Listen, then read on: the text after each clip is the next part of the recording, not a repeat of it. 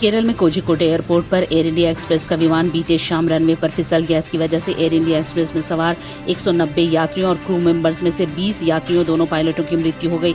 हादसे में 120 से अधिक लोग घायल हो गए हैं, जिनमें से 1.5 दर्जन की हालत अति गंभीर बनी हुई है। DGCA के मुताबिक air India express AXB 1344 Boeing 737 Dubai से कालीकट आ रहा था। विमान में 190 यात्री सवार थे। भारी बारिश के कारण रनवे पर उतरने के बाद विमान फिसल गया और घाटी में गिर गया। वहीं विमान 2 टुकड़ों में टूट गया।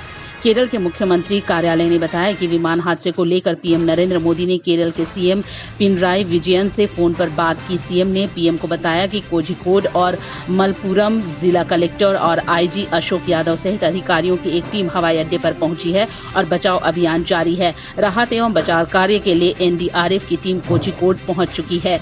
NDRF के जवानों को घटनास्थल पर भेजा गया है। मलप्पुरम और वायनाड से NDRF की टीम भेजी गई है। CISF के महानिदेशक राजेश रंजन ने बताया कि हमारे कर्मी बचाव कार्य में सहायता कर रहे हैं। हमारे पास अभी तक हताहतों की संख्या नहीं है, लेकिन हमारे कर्मी विमान में सवार यात्रियों को निकालने में मदद कर रहे हैं। वहीं हादसे के बाद हेल्पलाइन नंबर 056546 3903 0543 09 0572 0543 09 0572 एवं 0543 09 0575 भी जारी किए गए हैं। कोयला वाले घरों को रोशन तो करते ही हैं, बच्चों का भविष्य भी संवारते हैं।